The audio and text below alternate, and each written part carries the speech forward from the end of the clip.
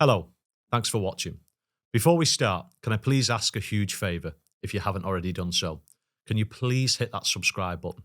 It grows the show more than I can do justice. And with a bigger show, we get a larger platform, which, as you have seen, can then attract bigger and better guests and produce much more invaluable content for you all to enjoy.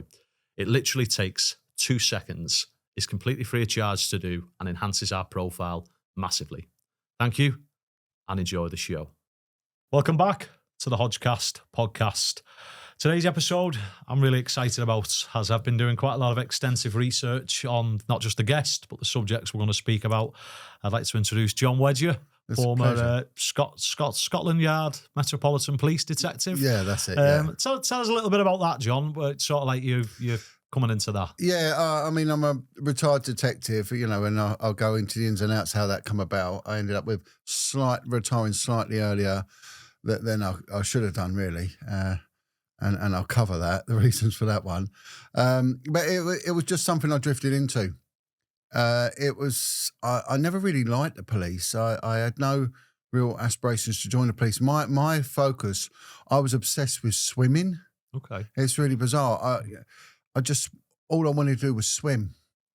I started my working career, in essence, I worked for British Telecom as an external phone engineer. And I did an apprenticeship, just stood it for a few years because they were right lazy bastards, right? And they would have like extended lunch breaks and they'd either go and play snooker, and I'm a loner. Right? I want to make that clear, I'm a loner and I don't do the group thing. So when you get everyone in a group, I hate it. And I thought, I've got to do something. So I used to go to the swimming pool and swim, and I could get a mile in. And I just did that. And I ended up swimming to a competitive standard and did start competing. And I built my whole life around swimming. And then I went into diving. It was sort of like the late 80s, and not many people were into scuba diving then. And I sort of got into that and I loved it. And I thought, why don't I do this for a job? So I managed to do these short courses, but I started doing commercial diving courses, but they were really expensive. I managed to get the government to sponsor me, but it meant I'd have to give my job up. And I was never one to give up a job and not have a job. I always wanted to be in work. And so my sister was a fingerprint expert for the police. And she said, look, the Met Police have just disbanded all their divers for corruption. And they're employing people, they're recruiting like mad, and you can be a diver for the police. And I thought, well, I'll give it a go. So I went from, past everything, but I actually didn't want to do the job because I don't like confrontation. I hate the group mentality. I didn't like the military way it was run. It was running a disciplined service, and I'd see it on the TV. There was a program about, I don't know what it was called, Talking Blues or something. It was following the police through the training. I thought, God, it's a bit like the army. I thought, that's definitely not for me. But I filled out the booklet, a massive booklet, and then they come round and they check up on you.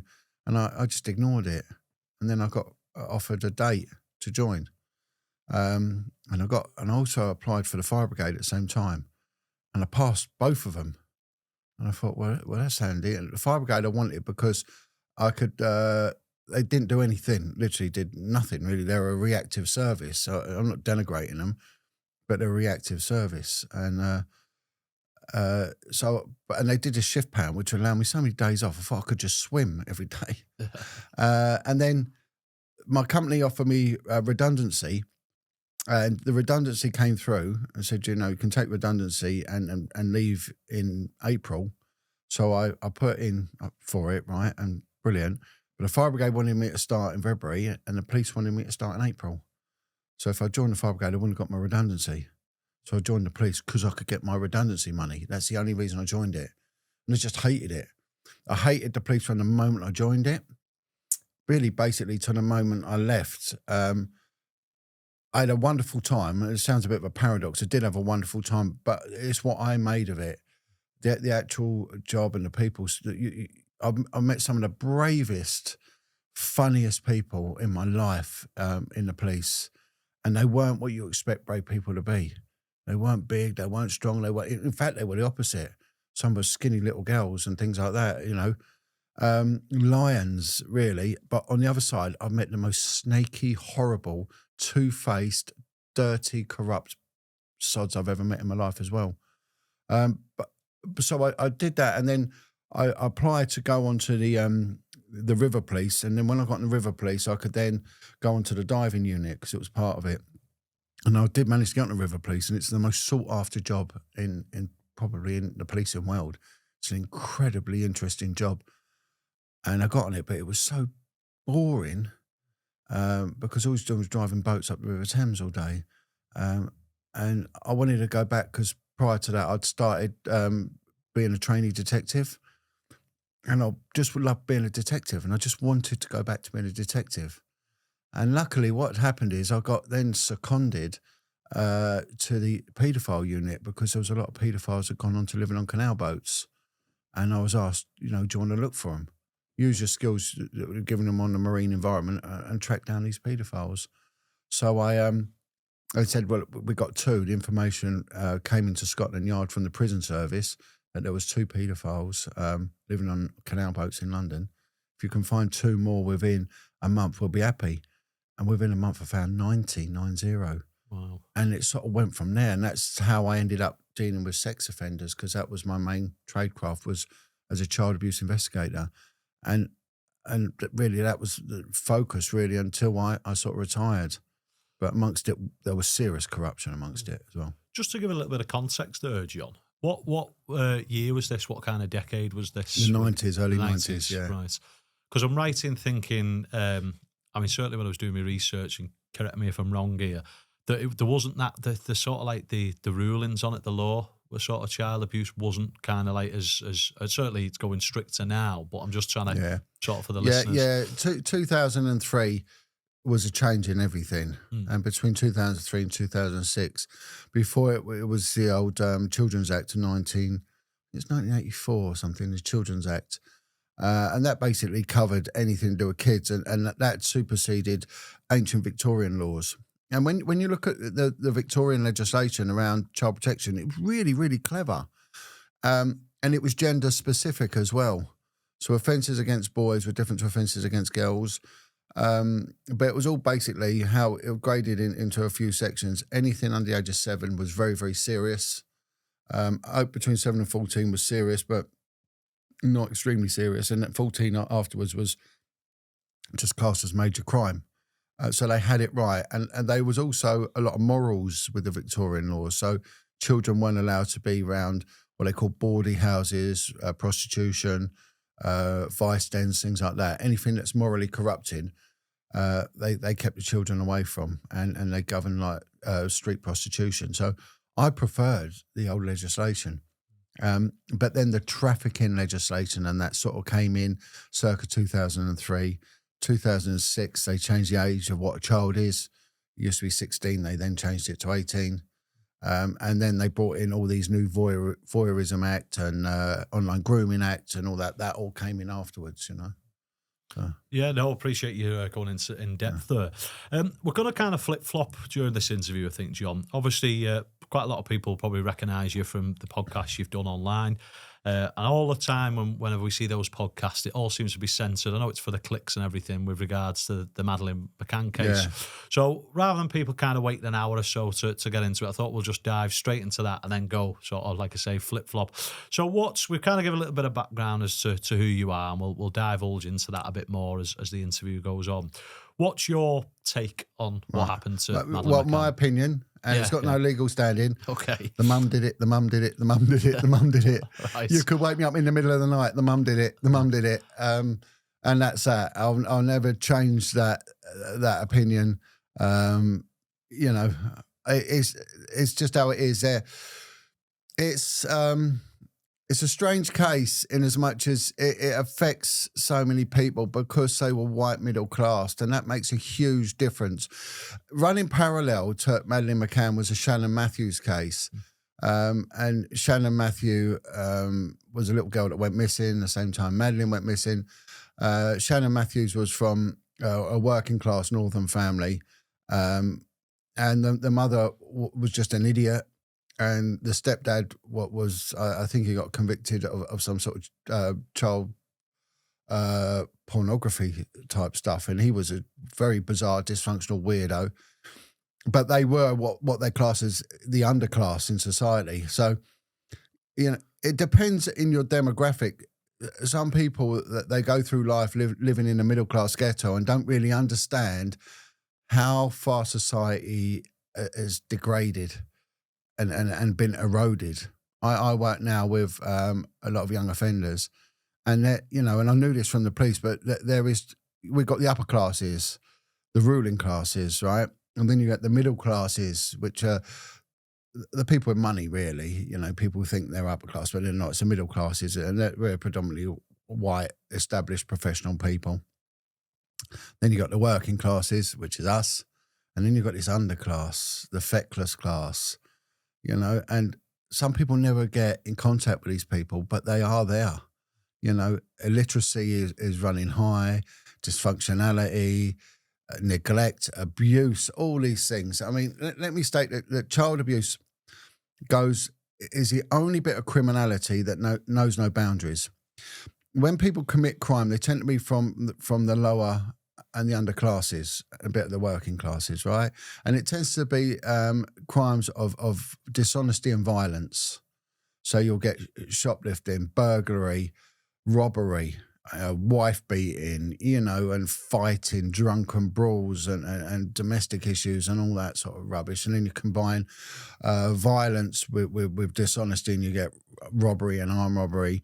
You don't tend to get the wealthy people doing these things. Their crime tends to be more of a sophisticated, fraudulent manner, but lower down it's more rudimentary. Child abuse and child neglect doesn't know any boundaries. It doesn't know any religious boundaries. It doesn't know any race boundaries. It doesn't know economic boundaries. It's like a hot knife through the butter of society. Right? I had someone say to me once, black people aren't paedophiles. And I went, what are you on about? What a load of nonsense. Black people are just as much paedophiles as Asians, as gingerhead people, as Chinese, as Jewish, as Muslims. It's a nonsense. All we ever really see are like the Catholic priests thrown to the walls in respect of paedophilia, or these morons that get arrested by these hunter groups. And when you look what they put online. Now, I'm pro the hunter groups. I most of them, they get let down by some of these people who have definitely come from damage themselves and have got this in them. I'm going to save every child, and they call it the hero complex, and it's not a healthy thing, And then they'll go out there and they'll humiliate and they'll really project their pain onto who they're picking up. And when they pick up these people, some of them, it really is, the low-hanging fruit of society. They're clearly a bit, not right, but good on them. I'm not knocking them. If you're doing something, you're doing something. It's better than nothing, and the police are doing nothing. And so society wouldn't accept, like, Kate and Jerry McCann as being in any way wrongdoers. But what you've got to do, you've got to unpick the scab. And you've got to look at the thing in entirety. And as a child protection officer, I spent a long time unpicking this thing and looking at it. And when you investigate, you've got to look at evidence that goes towards someone and also evidence that goes away from them. But when you get civilians going into this sort of policing, and also, I suppose, with some of these online protection investigators and that, all they want to see is the wrongdoing. Right? There's a thing called mitigation. There's a thing called lawful excuse. There's many things that allow you to commit crime. The police can shoot dead someone lawfully, right? And a civilian can shoot dead someone lawfully. There'll be a lawful excuse. And many people do get off with murder and manslaughter because there is a lawful excuse for doing it, right? So we got to look at that. So we can't just go in there. We've got to be very, very, objective about this. But so the McCanns have got a lot of that on their side, and they've exploited that to the maximum in their favour, and they've even done it by using their connectivity, right? and their wealth and their acquired wealth, which I think is my opinion is it's fraudulently acquired by the fundraising. And then we've got to look at why the Home Office has given them something like £11.5 million over this protracted period. Why? The average time spent on a missing person is in the hours, not in the years. And the average amount spent is something like £3,000, right? Kids go missing every 5 minutes. Most do return, but some never do. There's many, many cases of kids outstanding, you know. The case of Ben Needham, for example, the little boy in Greece that went missing and never seen again, that seems to have died a death. But all we see is Madeleine. So there's a need for them to protest too much with this. And then when you look at the whole scene around them and the fact that they were at child-friendly resort, why are your kids not with you? I was a single parent. I brought up 4 kids on my own. And at the time of doing it, my youngest one was 9 months. They had the twins and they had little Madeleine, and Madeleine was an infant child and the twins were toddlers. What person in their right mind would leave kids of those twins' age, let alone Madeleine's age, alone, right? It don't make sense. You wouldn't do it. There's no way you would do it. There's rumours, and I think there's substance to these rumours, that Kate was anaesthetising these kids. She was subduing them with some sort of chemical kosh, some sort of medication, which would tie in with her position as an anaesthetist. I've heard that from sources. I've heard that from someone who claims to know them personally as well. So that would add weight to that. She alludes to it in her speech as well. When they're interviewed, their behaviour doesn't make sense either. They always refer to Madeleine in past tense. They don't refer to her as a present. You know, and how she behaved. I can always remember my colleague said to me the day after Madeleine went missing, and my colleague come up to me and went, "She's done it, John." I said, "What were you on about?" She went, "Look at the mum. What do you notice about her?" I said, "I don't know." She said, "She's got makeup and earrings on." And I went, "Yeah, that's right." Now, that might mean absolutely nothing to people, right? But let me quantify that one. My colleague, we were discussing, and she said to me, "Do you remember that case of the Ethiopian woman?" And there was an Ethiopian woman whose daughter had died from a thing called SUDI, sudden unexplained infant death of an infant. SUDI, they used to call it. It used to be called cot death. Another reason why you don't leave infants alone, because of cot death. It's real. This baby had died of a cot death, this young kid. We had to arrest the mum because that was the protocol. That was a course of conduct, which the Portuguese police did the right thing. She should have been arrested, right?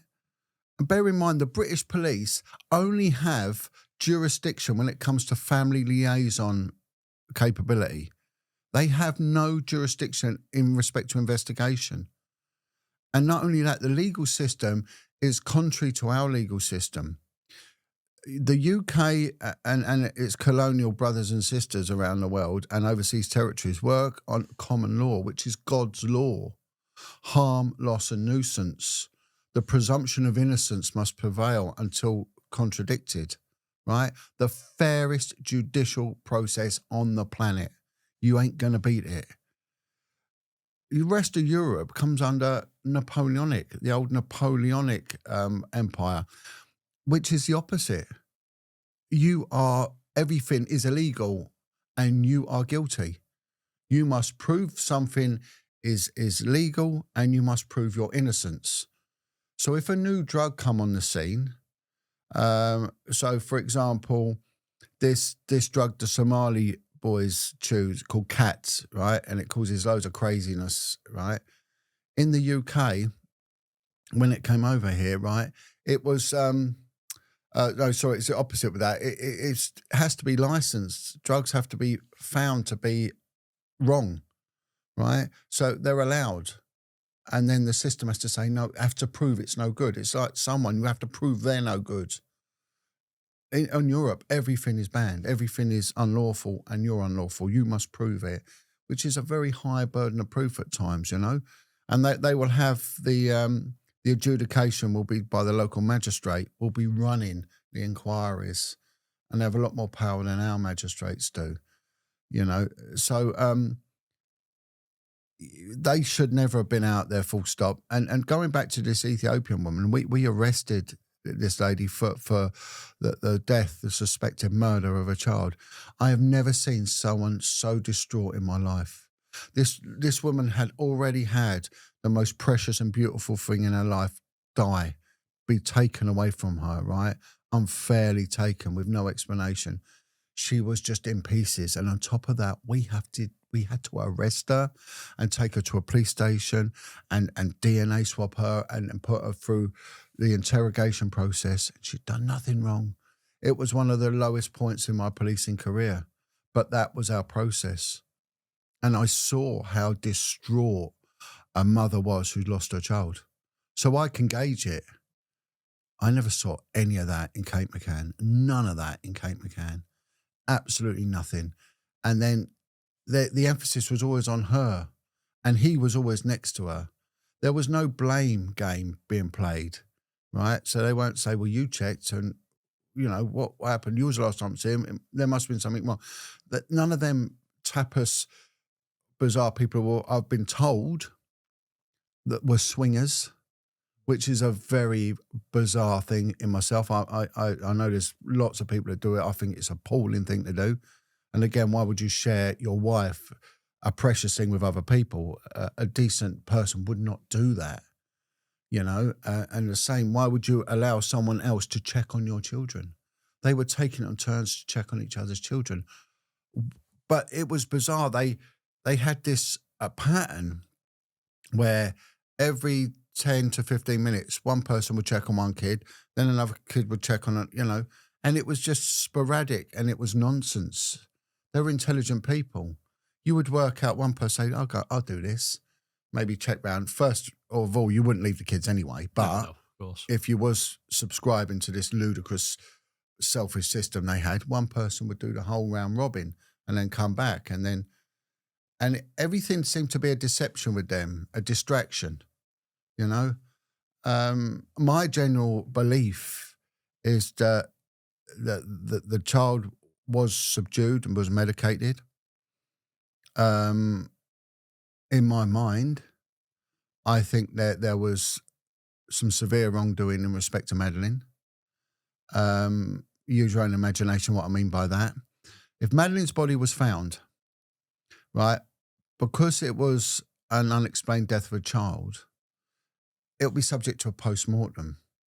But there's two sorts of post-mortem on the coronial side of an investigation, right? So if you die under medical supervision, there's no need for post-mortem. If you die outside of medical supervision, then you get post-mortem. And it would take 20 minutes. They're brutal. They're awful. It is the most repugnant thing you'll ever do. And I've been in many, many of these. They stink. It's horrible. It's actually very traumatic. But they're over quite quick. And if they know someone's had a heart problem, the coroner will go straight to the heart and he'll see that there's a ruptured aorta or whatever. That's cause of death. Boom, done. With something more unexplained and with a criminal connotation, there will be what's called an SPM, a special post-mortem. And that will be head to toe. They will check every bit. They will check the sex organs. They will check the anus. They will check everything. If a child has been sexually abused, there will be tearing, there will be scarring, there will be hymen damage, there will be all sorts of indicators which will not be ambiguous. Now, if Madeleine was a victim and a survivor of child sexual abuse, and there was some very bizarre behaviour, especially around Dr. David Payne, their colleague, who was making very sexualised comments towards Madeleine.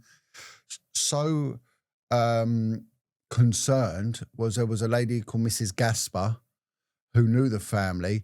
And when she found out that kid Madeleine had gone missing and that David Payne was nearby in the presence of it, she went and made a statement to the police.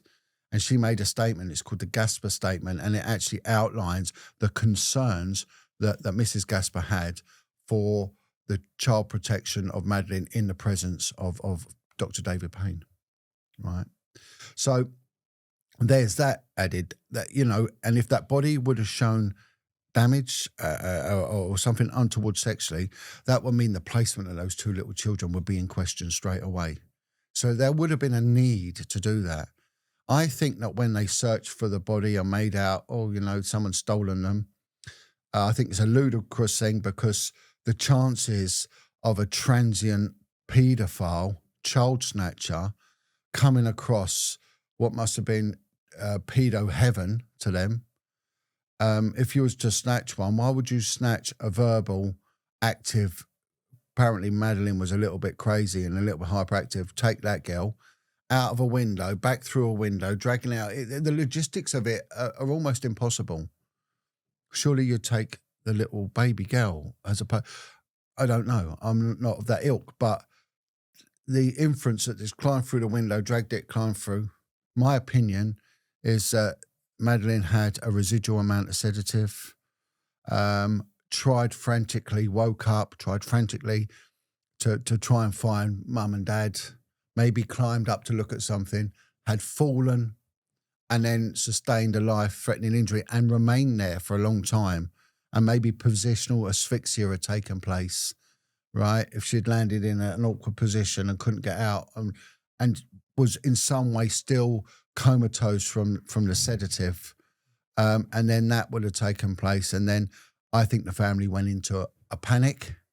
Bear in mind, the cadaver dog picked up a dead body scent based on Madeleine's clothing and everything else. It picked up the same scent in their rental car. Dogs don't lie, right? Kate went to extraordinary lengths to denigrate that dog. Kate made a statement in her book about the sex organ of Madeleine McCann's vagina, which seems perverse and weird and strange to me. There were rumours they were swingers, which would mean that they put a lot of emphasis on the sexual promiscuity side of things. It's all odd, right?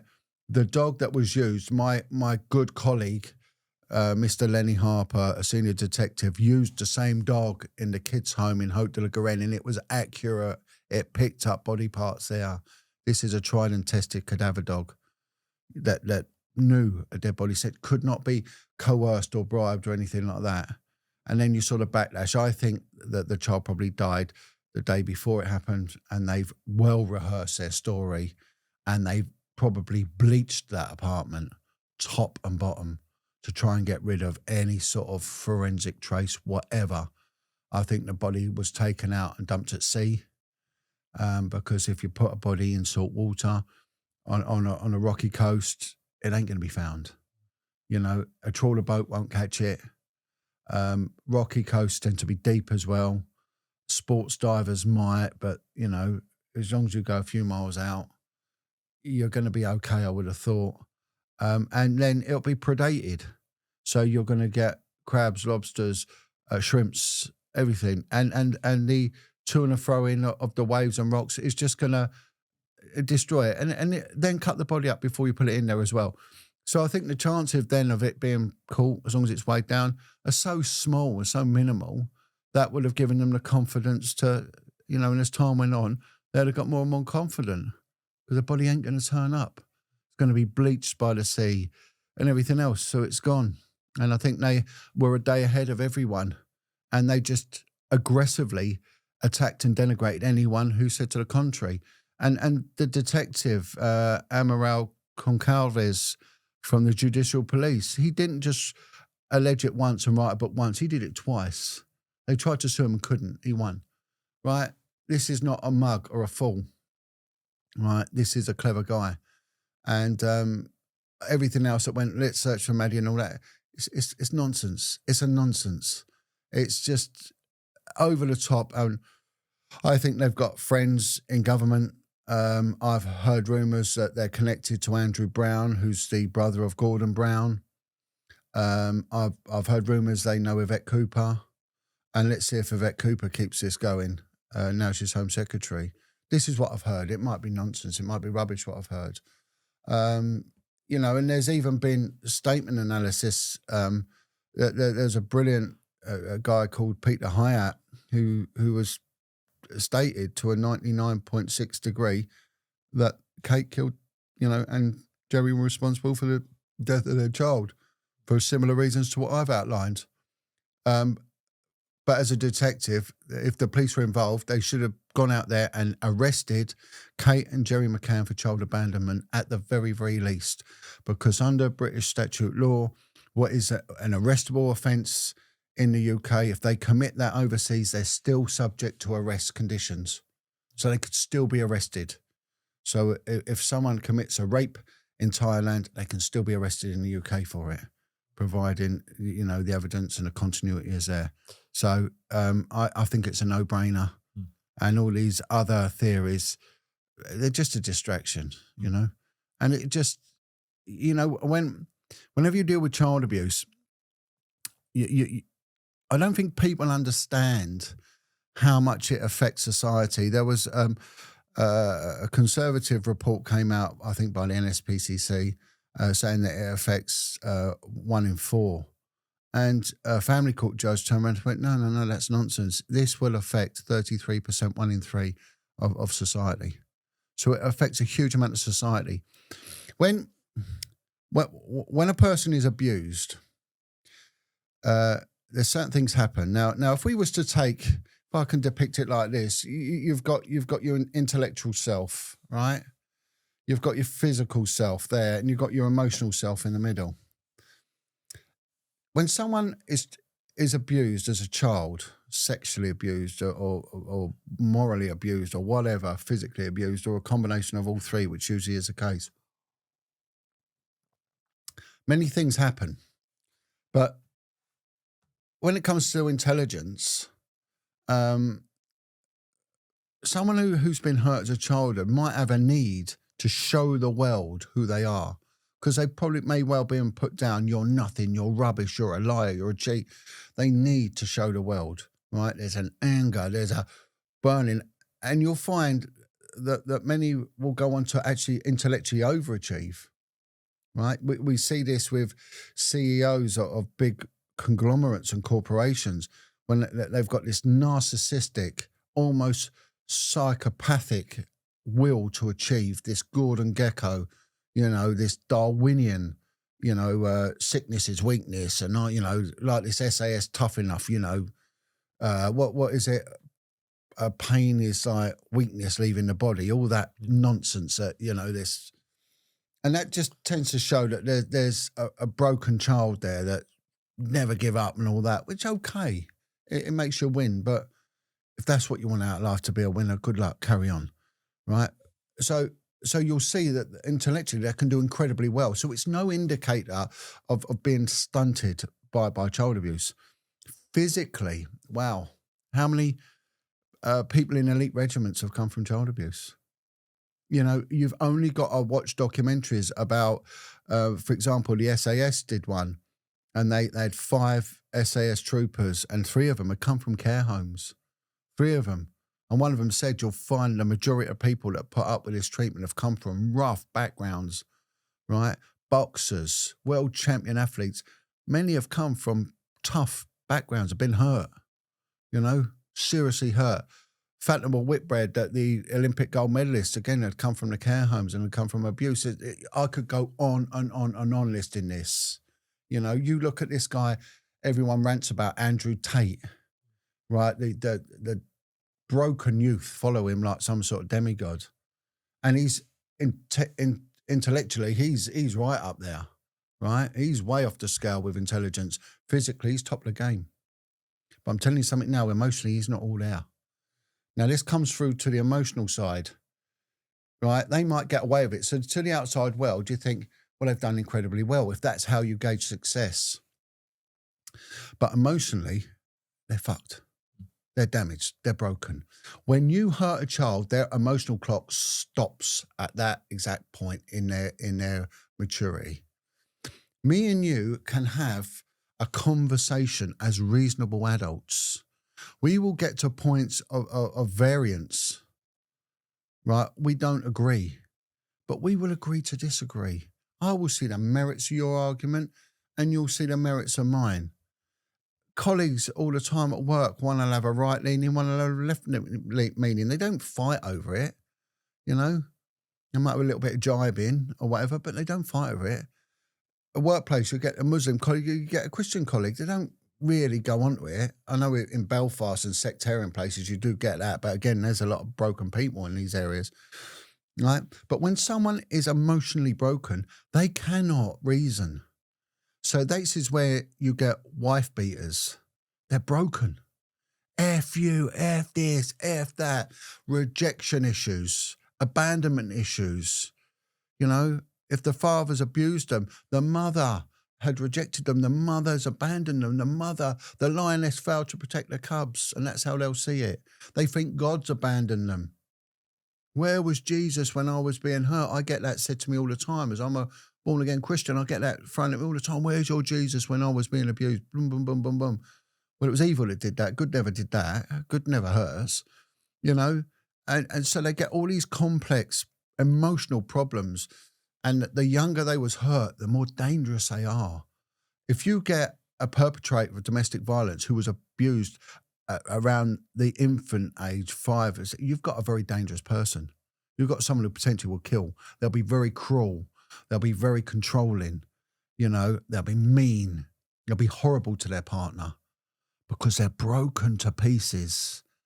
You know, I don't know Andrew Tate. I've got no idea. I've never met him and I've got no need to meet him.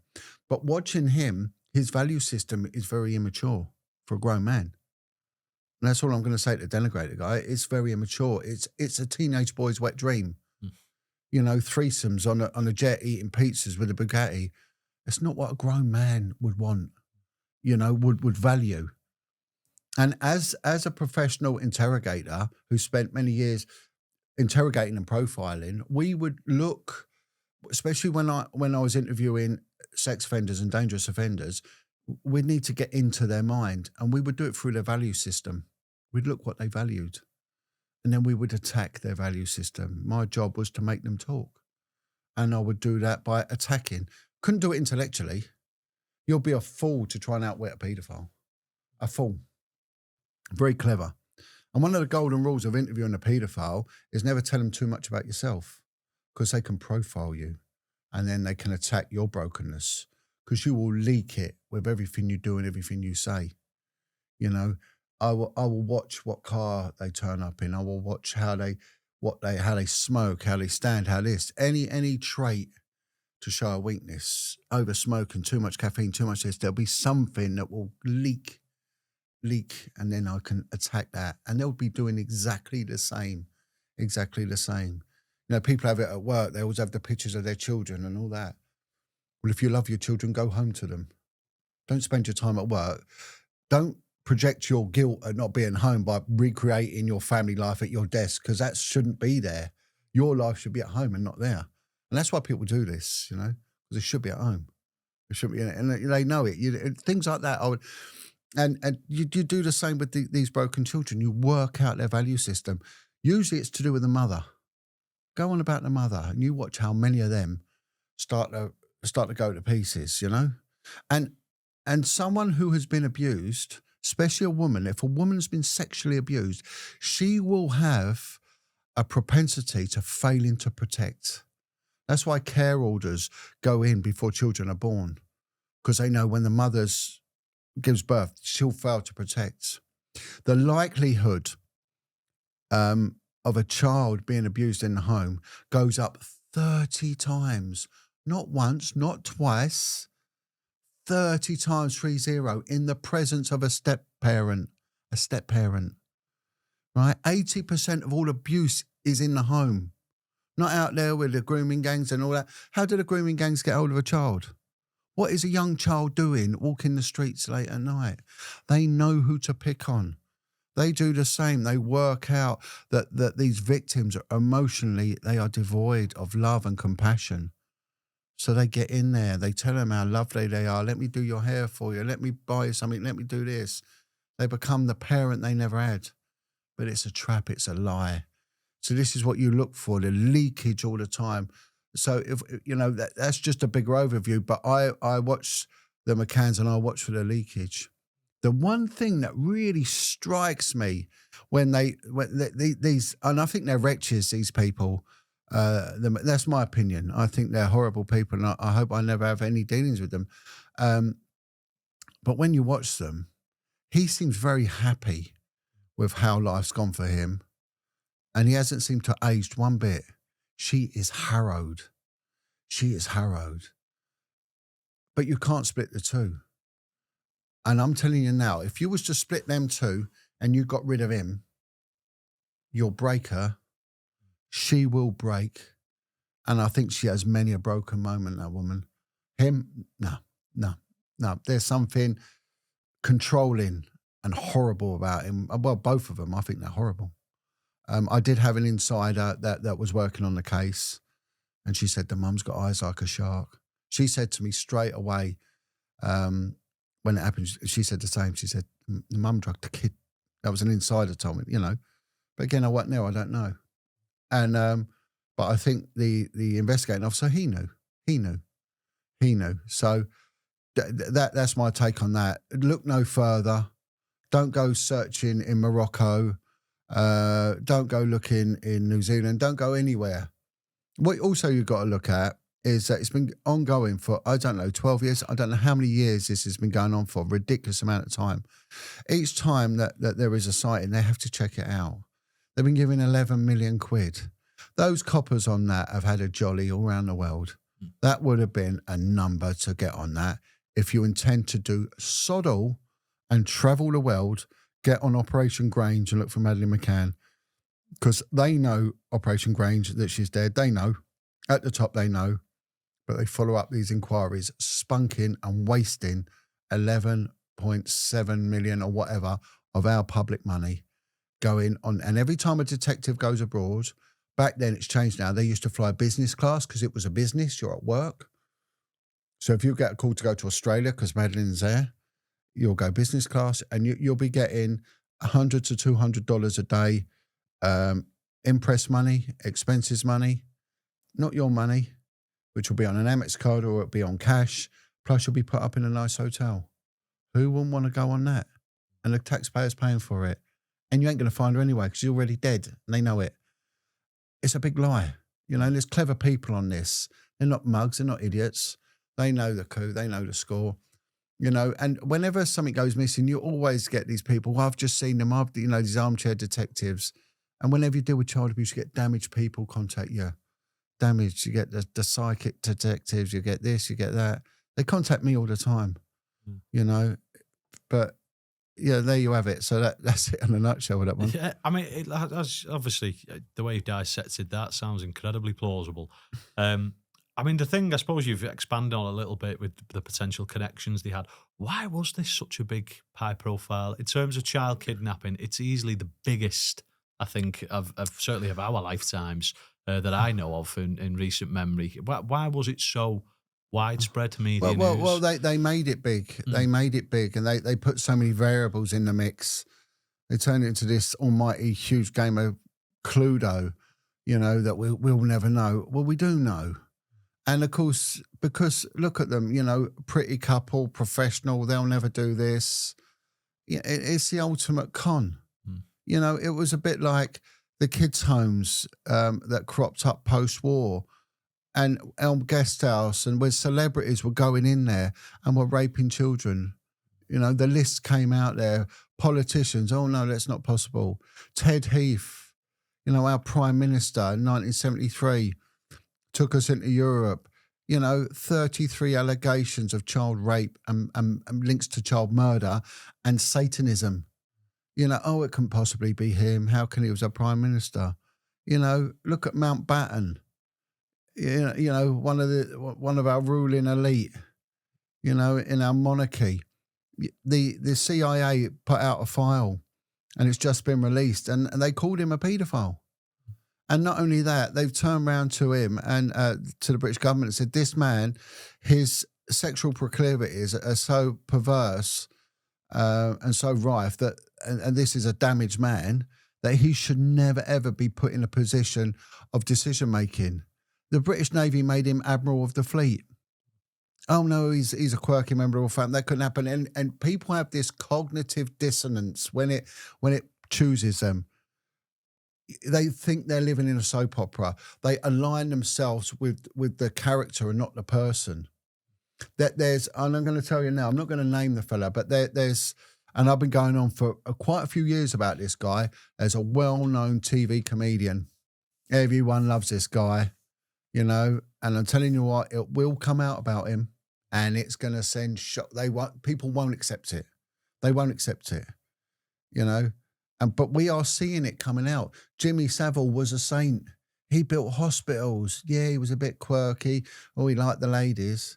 He was the biggest child rapist we've ever had. Well, probably that's only come to note. You know, there'll be more. They'll be bigger than him. There'll be names we don't even know of. You know, these are broken people. So I went on about the breaking of a child, right?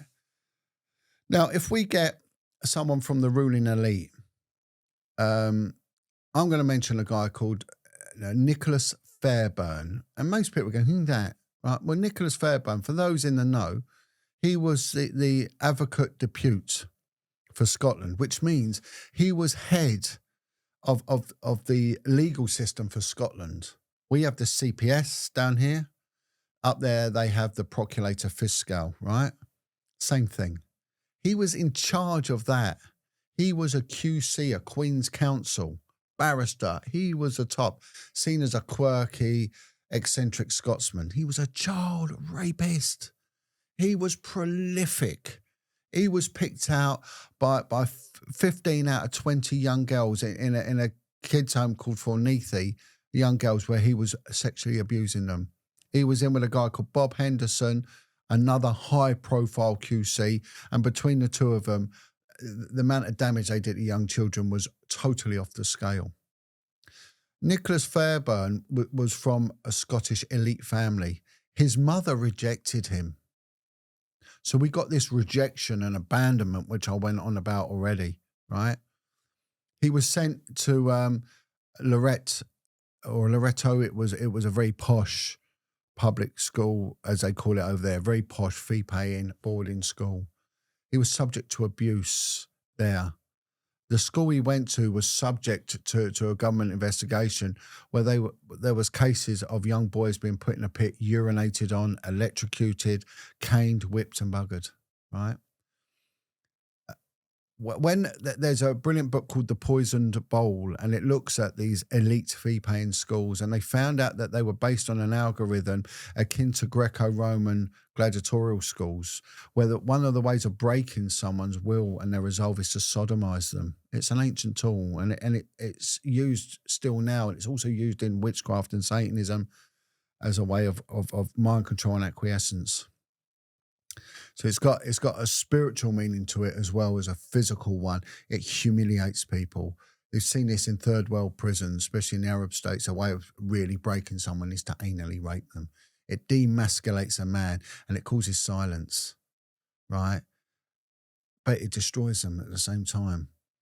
You know, there was a guy called Robert Montague, and his father was Lord Montague of Bewley, the Bewley Motor Museum, and he writes on his book how he was raped by his own father and members of Winston Churchill's cabinet.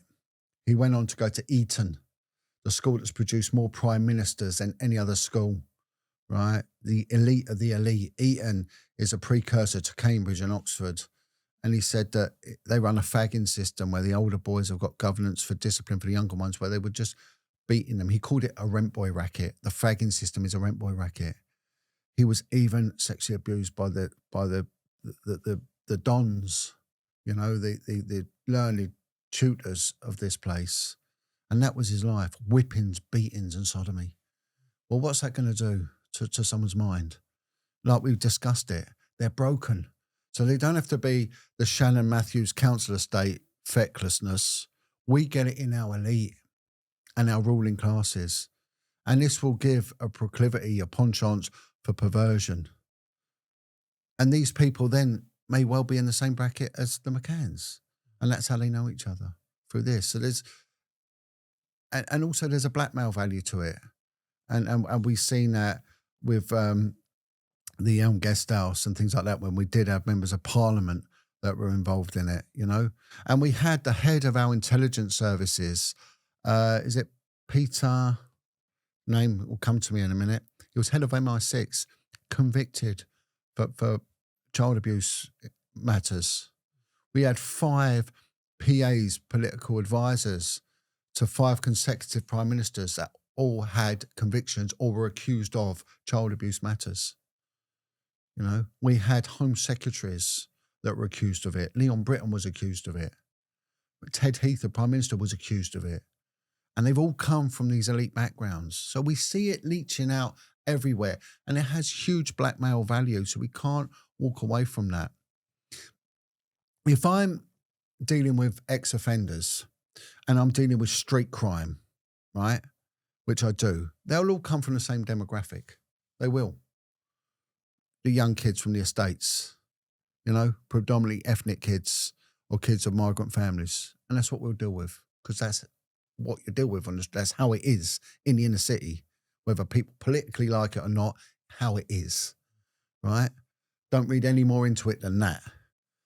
When you deal with sex offenders, they will come from every level. And this is how these people know each other, from that.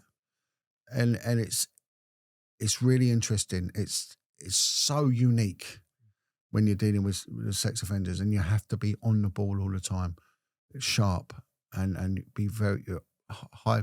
They're manipulators, you know, intelligent, groomers, clever people. Yeah. Well, you referenced him earlier, of course, with Jimmy Saville, probably one of the highest cases of what you just described, and everything that's come to light about him echoes what you've just highlighted there. The thing, I mean, obviously, you know, trying to sort of stay neutral on this podcast as the host, but like with Jimmy Saville, and this, you know, by no means stereotyping, he just looked like a creepy old man at the best of times, even when he was younger. And I know it was a different generation, and I never found him funny, and I know my grandparents never found him funny when he was in his height of popularity. I know he wasn't a comedian, he was a DJ, but he kind of played up to the humour sort of thing. But he's the definition of hiding in plain sight, especially with all the stuff that's come out, because he confessed quite a lot of it in camera, in front of a camera and microphone. Why do you, John, think he was so? Why were everything? Because there was always allegations flying around. Why was he so protected in that sense? And there's allegations against other people flying around, and yet people go, "Well, it's not proven," right? And I'm going to give you a scenario, right? Now we've got Mohammed Al Fayed. That they've just turned around and they've just exposed him. He came to notice criminally for sexual abuse issues in 1995, right? And people say, "Oh, he's a lovable guy. He's this, he's that." No, he's not. He's a dirty old pervert, and he always was a dirty old pervert, right? His security team may not have been in the room while he was sexually abusing and raping these women, but they watched these young girls go out crying. Right, they saw his MO, which was weird and perverted. They saw his grooming process. They were part of it. These are ex-military guys, ex-police. Do you know what? I'll call them out. Shame on every one of them that does not come forward and give evidence for the defence, for the applicant. Sorry, right? Shame on them.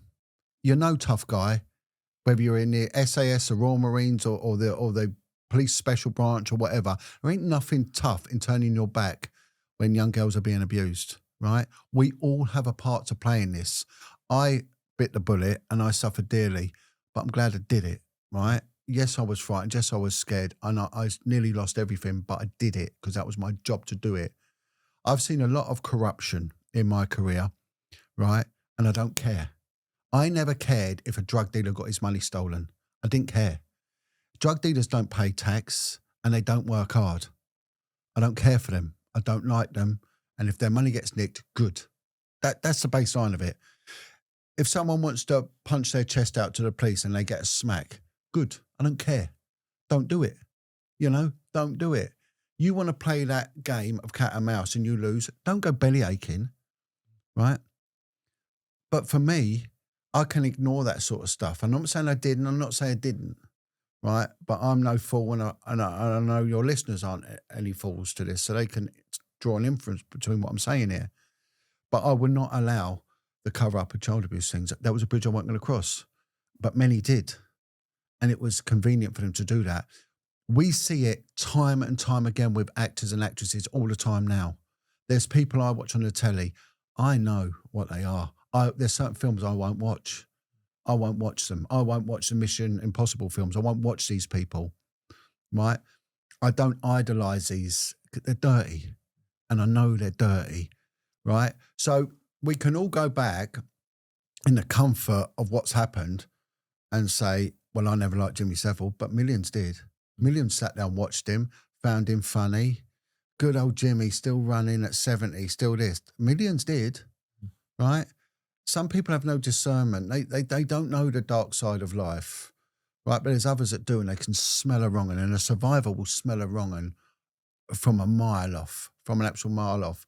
We got the Puff Daddy, P Diddy. It always alarms me when people use pseudonyms and alters for their names. That shows they're projecting the blame onto another part of their character. I would say anyone that uses a name that's not theirs is a bit odd, and they can sort of get away with it. Say, oh no, that was my alter. That's not me. Look at Katie Price with the name Jordan. How many young girls has she influenced into bad behaviour? There's nothing moralistic about that girl at all. And I don't know why people follow her. She's wretched in what she does and how she behaves. It's wrong. It's not a standard you should set for young girls. Jimmy Saville, Saint Jimmy, as he was, I heard about him from the very start of my policing career.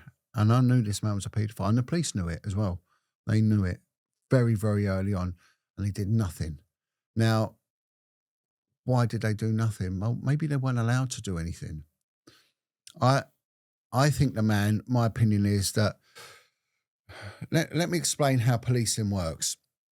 There's two sorts of policing. There's overt policing. So the copper that wears a lid and zooms about on a call, that's reactive policing, right? Some people do it all their careers for 30 years. I'm not knocking them, but I found it boring and I found it unintelligent, right? And I'm not knocking them, but for me, I couldn't do it. Detective work, there was something clever about it. And I'm alone and I could work with a partner. And if you've got a good partner, wow, you can set the world on fire, And you look into things and you can, if you want gold, you've got to dig for it. So a lot of cases fail because coppers don't dig for it, right? But then sometimes when they do, they're told not to look any further. And this is probably what happened with Jimmy Saville.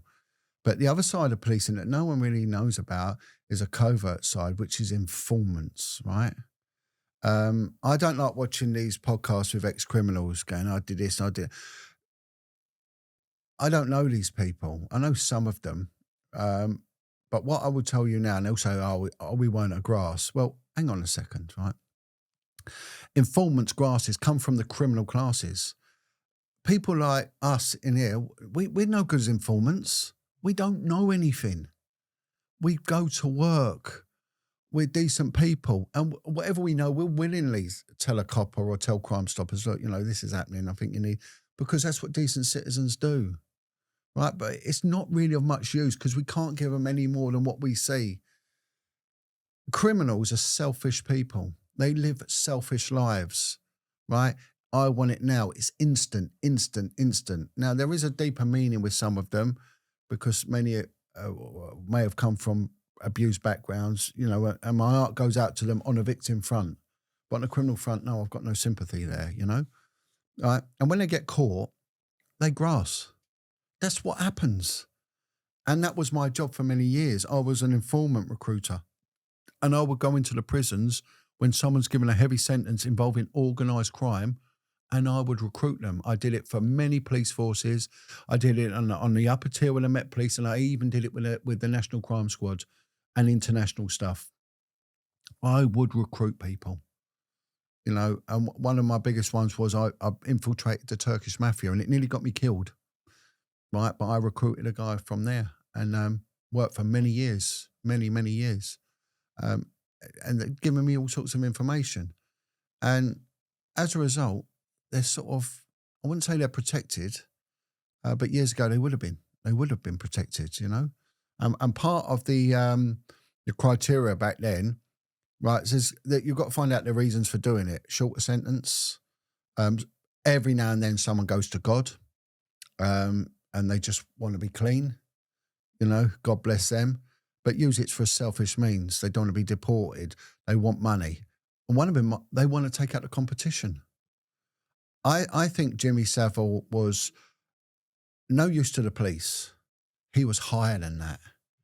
He had information on people because he would appeal to their perversions, their proclivities, on an international espionage level. And bear in mind what I was mentioning earlier when we're talking about cabinet ministers, top-of-the-range politicians that have come through this private schooling system. And bear in mind a lot of these, world leaders may well have gone to Eton as well, foreigners. You know, Hussein of Jordan went to Eton, he went to Sandhurst, you know, so they've been through that themselves. So would have been dirtied in that poison bowl like everyone else. And then their sexual liking is broken. And they'll want that little boy. They want to be whipped and caned and urinated on and kicked in the nuts and all these sort of things because they're broken, like we mentioned earlier. And he would fulfill that for them. Jim will fix it. When you look at Satanism, there's a rank in Satanism called the fixer, and the fixer will get children for sacrifices, right? I think Jimmy Saville fulfilled all of this. He had access to these people. He knew where they were. I worked for many, many years with child prostitution, right? Young girls that were being procured for prostitution from the age of 9 upwards, right? Who was getting them? Other prostitutes, drug dealers, because Jamaican drug dealers, you know, because they knew at the time. Then it went on to Lithuanian drug dealers. So I'm not just picking on them.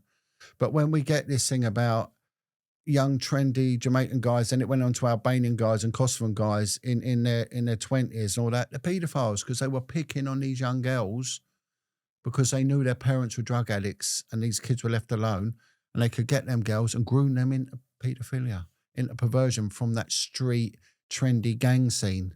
It's dirty. The whole world's dirty.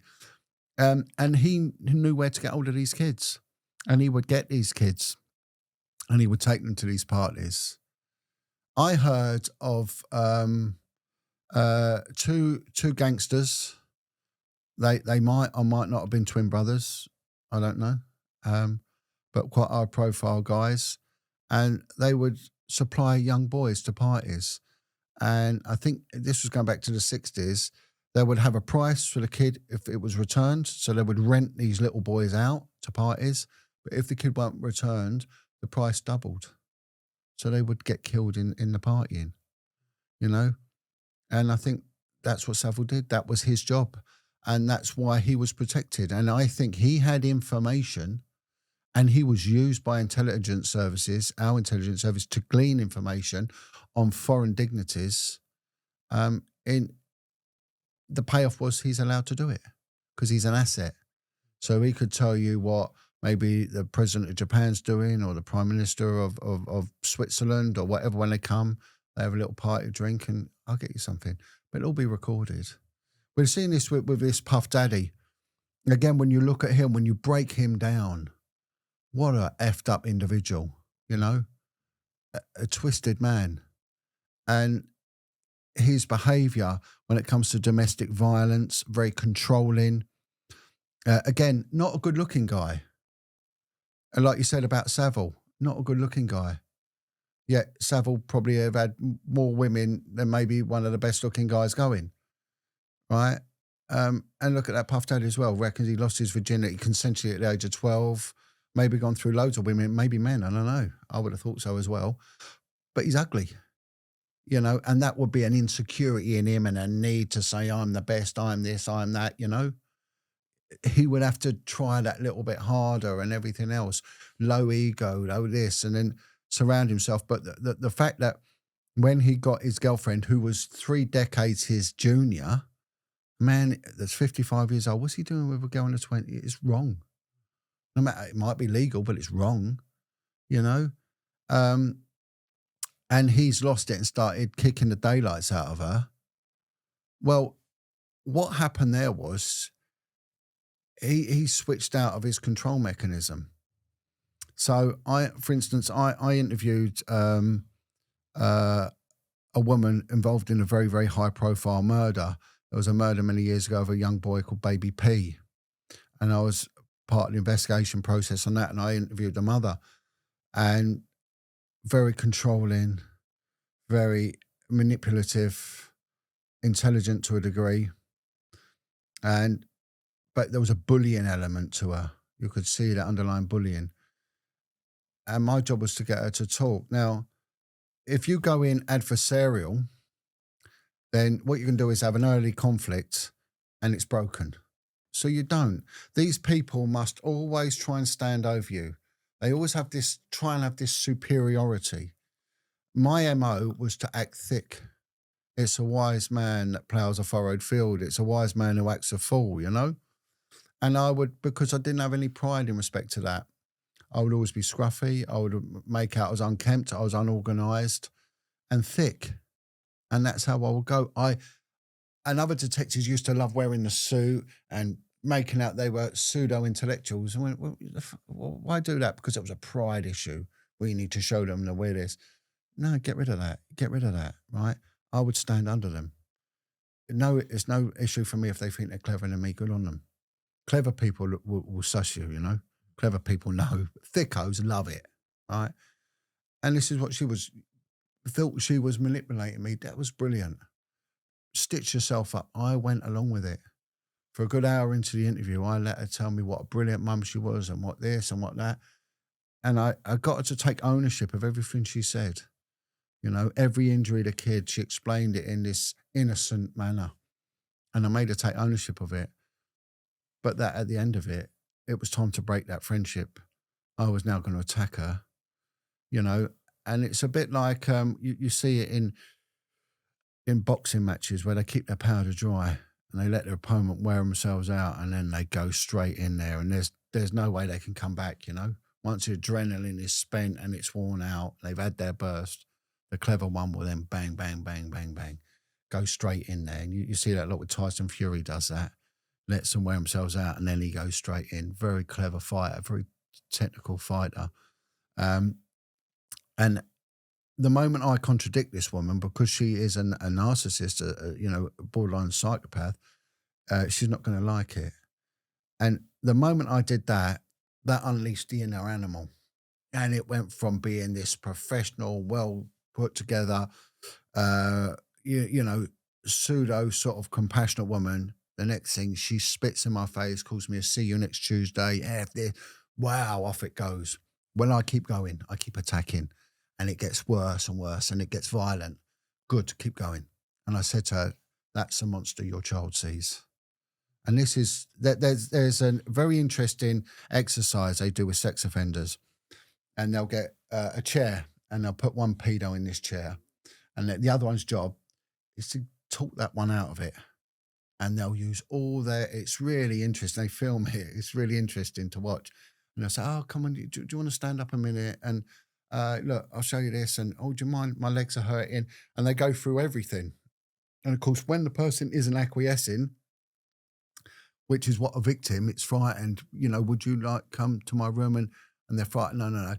In an instant, you see the inner animal come out and they will attack the other person. And it will come so quickly. Right. And we used to watch these examples of it on the therapy. Part of the profiling would be to watch them. And the next thing it'll go from really nice, do you want a cigarette? And next thing they'll be pouncing on them, which is what happened with that, because it shows the inner narcissist coming out, which is what happened with that P Diddy, Puff Daddy, Sean. What a nonsense, all them stupid, immature names. It's a grown man. What's he doing with stupid names like that, you know?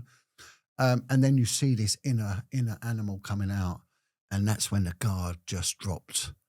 And the moment you see that, you bomb. And an investigator, a clever one, should be going for that, should be watching for that guard to drop. You know, that one little word that's out of context. It's out of tense, you know. For example, you're talking all of a sudden in the present, then you go to the past, bang, you're on there. And that's where the skill comes into it, and that's what they should be doing. And I watch people like him, and I look at his background, Coombs. Again, his father was a gangster, so-called gangster, but got shot dead, so he's obviously no good at it, you know.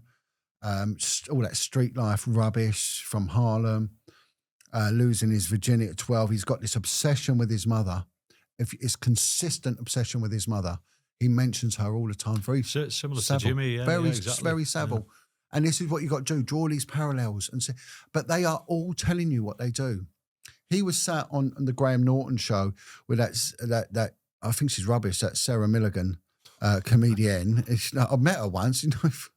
You know, not even funny. I don't know why people find her funny. And there's some other American actor, and this American actor is sort of blowing smoke straight up old Sean Coombs' Jaxie, and saying, "No, there's no party like a P Diddy party." Well, what does that mean? And I break that down. And if I was interviewing, I'd break that down. What do you mean there's no party up? What happens at a Diddy party stays at Diddy party. And they laugh like it's funny, like it's tongue in cheek. Oh my word, let's rewind and press pause. Right. We have a party after this. What a lovely podcast. Let's have a drink and maybe let's go here and do that, right? At what point would we need to have a meeting to say, whatever happened last night, don't say anything? Well, what would it be? You got off with a woman, right? And you got a missus. Probably as far as it goes, right? You know, it'd be like, yeah, we're all men, you know. Or someone might put a little bit of that up their nose or something like that, you know. That's as far as it goes. And if it got out, well, you'd have to live with it, you know. It's not the end of the world. But why have a need to say what happens at Diddy party, stays at Diddy party?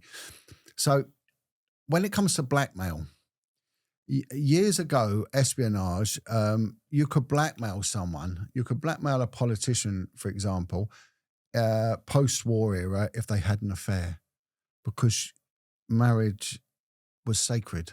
There was a sanctity to marriage. We was an upstanding benchmark Christian society that built an empire on them values, you know, and went on to have a legal system what was the envy of the civilized world. So you shouldn't have an affair, and it was a talk of the village if you do. And then the 60s come along, the swinging 60s and swingers parties and all that, and all of a sudden, everyone's shagging everyone. What's it, you know? And actually, it's a bonus if you're seen to be a bit that way, you know? Brilliant. And up until 1963, it was illegal to be gay, to be homosexual. It was illegal, right? You couldn't join the armed forces up until the early 90s. There was so much that you were prevented for. So you had to go into this underground scene. Everyone knew it was there. And then they would have this secret. And there would be a need to what happens in the Diddy party stays. And you can understand that analogy there, you know. But now, you know, look at George Michael. It boosted his sales when he came out. He wanted to appeal to the young girl that, you know, when they found out it was gay. Well, so what? I'm gay. And it was this liberation. He was the one that really sort of turned it around. So they can't use that one anymore. And then doing a bit of that, you know. And of course, everyone's doing it now. Celebrities are doing it. Newsreaders are doing it. Frank Boff, the newsreader, got caught doing it. And so really, George Osborne, the politician, got caught doing it. So, okay, so what? It's a slap on the wrist. But the last bastion of decency is child abuse. There is not a culture, not a land on this earth that allows it. It doesn't allow it. I know Islam has got a thing about their prophet marrying Aisha at the age of 6 and all that, and that's a theological argument. You know, and until we have Islamic states and Sharia law, then it will be outlawed still. It is outlawed in Saudi Arabia. They still have an age of consent. You know, I think the lowest you can go to is about 14. They even found on anthropological studies, they took two communities, indigenous jungle communities. One was the Amazon basin and one was in Papua New Guinea. And they saw how they dealt with sex offenders. And any member of the tribe caught interfering with a child is banished to the jungle for a period of 2 years on their own because they know they'll die. And if they don't die, they're allowed back in, but they are ostracized. They live with the pigs, you know? So even in lawless communities, it's still a no-no because they know it does damage. So I would see the need for Diddy party stays in Diddy party if children are being used. And that is ultimate. So that's the inference I will draw where the silence comes in. And the fact everyone rallies around to his defense because a bit like the McCanns, I'm going down, you're going down. You know, like gangsters, if I get caught, you'll get caught, right? We all shut our mouths. You were all in on this. And you see all that, you know, all the time. How many family court hearings when they split up and the missus says, right, well, if I go to court, I'm going to tell everyone what you do. And, you know, the police have a unit that deals with corruption.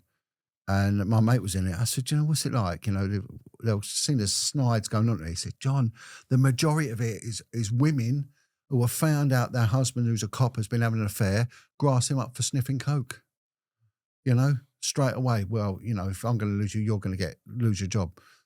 And that's a blackmail.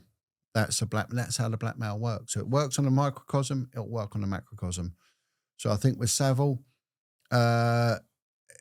those I would say, not look at those who speak out, look at those who are silent, who knew. Shame on Esther Ranson, shame on her. Let me tell you something about Esther Ranson. Right, she set up Childline. I was a child abuse investigator on one of the most impoverished communities in the UK, right? Over in northeast London, a very, very impoverished area with terrible social problems. And for a few years, I was a serious child abuse investigator over there. And we got out of the thousands of referrals every year, which would come from school teachers, from neighbours, from this, from that. We got 2 came from Childline. 2. How many kids are ringing up Esther Ranson's Childline, right? Esther Ranson worked closely with Jimmy Saville on the Childline. Never heard her grassing him up, right? She did all this crocodile tear nonsense. You know, be careful of people who cry in public as well. It's a very narcissistic thing to do, you know? Tony Blair tried that stunt, didn't he?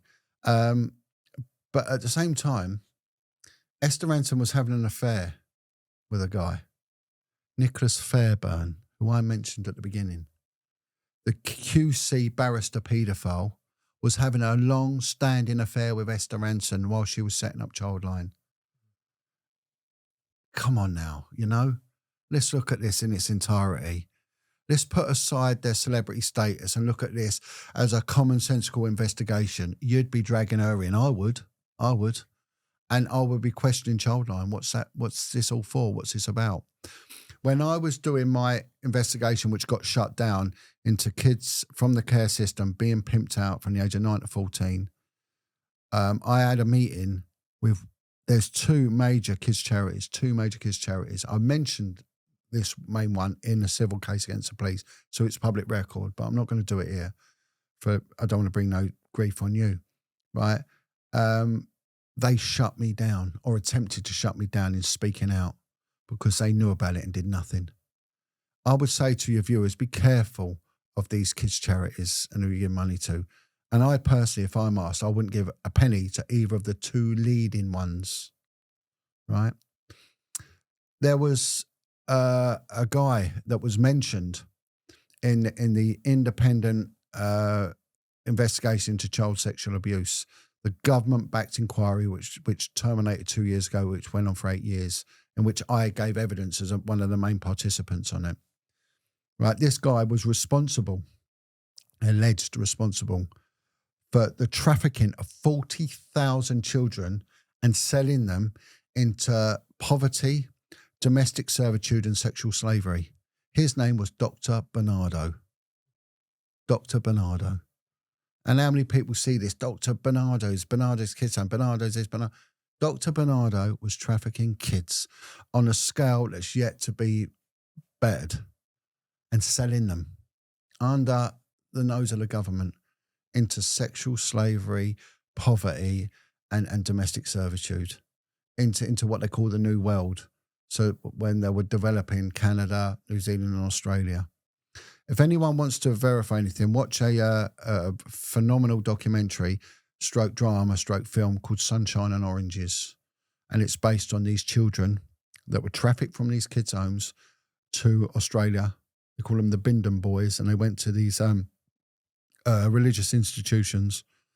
From the ages of 8, they were made to work extreme long hours in tropical climates, pest-ridden climates with all sorts of nasties that Australia has to offer by these monks, and they were raped. Many of them were raped and abused, and that would explain the high levels of alcoholism you get in Australia and things like that. So it's interesting. So I what I say to people is, don't be so naive. If it looks like a dog, barks like a dog, and wags a tail like a dog, it's a dog. And we are seeing these and they are telling us. I don't idolize these people. I don't care. I've never been to a rock concert or a music concert because I don't give a toss for them. I'm not interested. There's so why anyone would idolize P Diddy, Madonna, this? I don't care for these people. They're dirty. Madonna is showing her loyalty to Satan with her things, and we all know what Satan's attitude towards child abuse is. They're showing us. Lady Gaga, they're showing us what they are. Who's that actor? It come to me. Christian Bale. Hail Satan, I thank Satan. They're telling you. Come on now, we shouldn't be applauding them. There's a guy called Gennady Mokanenko. And if I mention this, no one, and I'll put a tenner down now, no one will know what I'm on about, right? I'll idolise him. I'll follow him into battle any day of the week. This guy is a former Ukrainian soldier, former fireman, former boxer, professional boxer, turned priest. He goes onto the streets of Kiev when it all collapsed, before this war rubbish. Before it collapsed, it went into terrible poverty. Kids were booted out of care homes and ended up on the streets of Kiev. Ukraine's got a horrific issue with heroin because it's part of the opium trail. It's the main stopping point for East Europe. When it comes up from the Balkans, it ends up in the Ukraine. So there's a lot of heroin, and these kids were ending up living on the streets, living in sewers, being pimped out, being used as prostitutes and given heroin, injecting themselves with AIDS-riddled needles and everything else. This guy was going on the streets and saving them. He was kidnapping the kids, cleaning them up, getting them into physical training, exercise, educating them, finding out who was pimping them. He was going on the streets, finding the pimps and smashing their faces in. And they filmed him doing it, actually bashing the pimps up. And he would then drag them to the police station and make the police book them in. He was then going and finding the drug dealers and doing that. And he was also finding the chemists, which were unlawfully selling drugs. And he was going and doing the same. He saved hundreds, if not thousands of children's lives. Never even heard of him. Never even heard of him. Why are we not idolising him? Why are we idolising P Diddy, who's a pervert and a danger to children and a danger to everyone around him? And unfortunately, this is a society we're in. We have a twisted, cognitively distorted society where we are idolising these dicks, these idiots, these perverts, these degenerates. I might come across quite stern at that, but I see it as it is, and so I don't care for these. I could name, I'm not going to, but I could name 2 footballers that everyone thinks are brilliant. Always on the TV, always on there, always on this. Man, they're dirty as they come. Actors in the brick crime scene thing, everyone thinks are tough guys. Man, they're not tough and they're not good. I could name them, but I'm not going to because I can't prove it to a court standard. But my information would come from the police, from officers that worked on these. They even contact me now and they tell me, one of them tells me about this comedy actor and tell me what happened. He said, John, we had him banged to rights. We had him and it was covered up. There was 2 co-defendants. They both went away and he said he got away with it. And the kids said it was the actor that did it. The actor, not the other two, the actor did it, got away with it. And he's on everything. Everyone thinks he's brilliant. It will come out. But who's covering up for these people? Because they know they're connected and they've all been at it together, you know? They've all put their toes in that dirty pond, you know, and that's how it is. So, you know, that's my thing with the Saville. It's a bigger picture. And you've got to look, birds of a feather flock together. Who's around them, who protects them, and who fails to say nothing. And on that note, I just want to call out now, because it's ongoing, right, to all those ex-military, ex-police security guards of Al Fayed, do the right thing. Do the right thing. Stand up and go to the inquiry team and tell them what you know. And, you know, these victims, they get lost. There's one of the things that victims need, right? And that's healing. And healing comes through justice. They need justice. They've been lied to, they've been threatened, they've been put down, they've been treated like dogs, and they're the victims. I say to these guys, give them some comfort and come forward and tell them that they're not lying. Tell the system that they were telling the truth. Do the right thing. You failed to do it then. Bit cowardly, but you've got a chance to redeem yourself. Go and do it now. You touched there about sort of justice. I suppose there has been a little bit of justice with obviously the Jeffrey Epstein in terms of a lot of names coming forward. But one of the things that kind of I find bizarre about that whole thing is there only seems to be Prince Andrew that's getting the brunt of it. Yeah. And rightly so, in my opinion. None of these other people, there seems to be, is that again because they've got connections or? Well, if we look at that when it came out, it was a start of something big, right? And of course, Prince Andrew, for some people, it'll be a shock horror, others, it wouldn't have been. And it just goes to show that what I was saying earlier about, you know, this perversion being a hot knife through butter, it goes through all stratas. You wouldn't get Prince Andrew, you know, fighting in a Witherspoons, would you, for example, or shoplifting in Poundland, you know? But in this form of criminality, we've seen him. And again, you know, look at his arrogance to go on to that interview, that appallingly scripted interview, and just insult everyone's intelligence with the crap that he came out with. And then Epstein with this suicide that, you know, defies all belief as well. You know, again, another insult to intelligence. You know, is he dead? Is he not dead? Did he hang himself? You know, there's no way, in my opinion, he killed himself, you know. But he was, like Saville, an asset. You know, Saville could have been arrested whilst alive. They always make it posthumous because it's safe to do that, you know. And then what they do is they give us the scraps from the table. They pick the low-hanging fruit. And the momentum was really pushing forward with the Epstein and the list. And then COVID appeared and everyone forgot about it. So let's have a distraction on a global level and everyone will forget, which is exactly what's happened. It went to the bottom of the pile and it stayed there. We had it in the UK with the Elm Guest House list.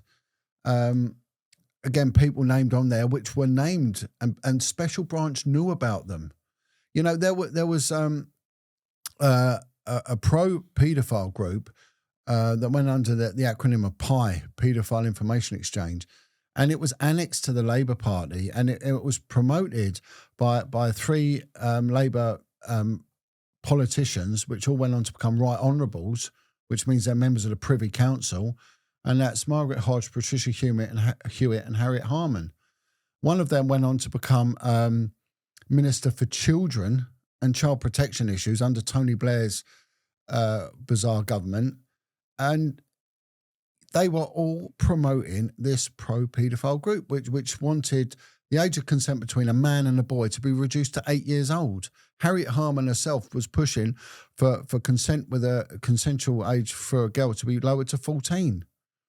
You know, and they had a list, the PI list, and it had someone that was a founder member of the Boys Brigade. There was a high-ranking army major, colonel, whatever it might be, I don't know. But someone very high up in the army was in there. It also had someone that was a founder member of a charity which helps children in poverty. Well, you know, you've got the whole ingredients there for this group that just love, and they openly promote their love for sexual lust for young boys and girls and everything else. And again, this list went missing. And then when it came through for the government inquiry, they found documents that Special Branch had been funding Pi for 8 consecutive years, had been paying them. Special Branch. So they've been paying all their expenses. So what did they know? What was on that list, that Pi list that was hidden away? There was another list that came out called the RAINS list, RAINS, Ritual Abuse Information Network Support, an acronym. And it was compiled by a woman called Dr. Joan Coleman. Dr. Joan Coleman was a leading therapist at the Maudsley Hospital for survivors of abuse and those suffering with a thing called multiple personalities, DID, dissociated identity disorder. And if 2 or more people independently named an abuser a satanic abuser, she put it on this list because it's proven to a journalistic standard. It's been online now for 20 years. They've never been able to discredit this list. There are politicians on there. There's actors on there. You can name them. People like Michael Barrymore, Elton John, they're named on this list as being involved in Satanism and the ritual abuse. They're on there. My old boss in the police is named on there. There's police officers and even the addresses. And again, nothing's ever done about it. It's got powerful, powerful blackmail value, and it does get out, but no one's interested. And strangely enough, a few years ago, just before the Epstein thing, there was a thing that shocked the British nation, and it was a video footage from a doorbell. And it was of a woman walking along the street, and there was a wheelie bin, and she picks up a cat that walks past her, and she lifts it up and chucks it in the bin. Yeah, cat in the bin thing. The British public was so upset about this, the woman had to be moved under police protection. Yet you can put on a list of people satanically abusing and murdering children, naming prominent people, rock stars, actors, and nothing is done. No, and someone put on a brilliant short video, and it's called "Where Is the Outrage?" And exactly that. Where is the outrage? So until people actually wake up and get a moral backbone, we're going to keep seeing this. And they tune in, Celebrity do this and SAS this and all them nonsensical programs. And they switch their brains off, and really the real stuff going on, they're not interested in, So we're going to see more and more of it. With Epstein, I think that was a start of something big. Yeah. And it also highlights a lot of people that will label conspiracy theories to be right in that instance. Yeah. I just want to, because obviously we touched on Prince Andrew there, and I know you've kind of got an opinion on the monarchy as a whole, but in particular, kind of like, I know this isn't really the child abuse, or maybe there are connections to it, but the death of Princess Diana. What's kind of your take on that? Well, funny enough, because I moved a lot in the police, I ended up on what we used to call squad hopping. I'd go from one squad to another, and my thing was to get as rounded a professional detective career as I could. So I've been on all manner of different units, and I was on one unit, and this was where I sort of specialised in interrogation and interviewing techniques. And my boss on there was the former SIO, Senior Investigating Officer, for the Diana inquiry. Really nice guy, very, very professional. And he turned around to me and he would tell me about the inquiry. And he said, if anyone believes that it was a car crash and nothing else, is an effing idiot. He said, she was murdered. And that was that. He said, it's a stitch up. And he said, and even the inquiry was the truth won't ever get out. And that's what it says. And I believe that she was murdered. I believe this was a woman at a point in her life where she was awakening. Spiritually, she was starting to see things. She would go on the street, she would visit the AIDS hospital. She'd understand that reality. I would have thought that she's a survivor of abuse myself. I think that's probably why she had empathy. That's why she was bulimic or anorexic. That's a huge indicator of self-harm from abuse. It's very strange, right? And when you're dealing with child protection matters, if you get kids, for instance, or people that just eat baby mashed up food, right, it's an alarm bell, right? And the reason is people say, well, why? Why would that be an indicator? And that means that nothing, this is phallic and opinion, nothing solid goes in my mouth because something solid has gone in my mouth and I don't like it. So mashed up food is a big example. Overeating is another one because it's comfort. It's also people can make themselves inaccessible. So as a kid, when you're in fear, what do? You hide under your duvet. And the layer of fat is nothing more than a comfort blanket, a duvet to hide under, you know. Self-harming, again, I hurt me more than you'll ever hurt me. The food thing is a control. I control what goes in. I hurt me more than you ever hurt me.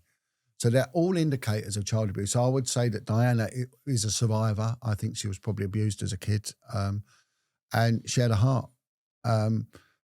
Unfortunately, when someone is abused, there's a greater risk of them abusing. There is.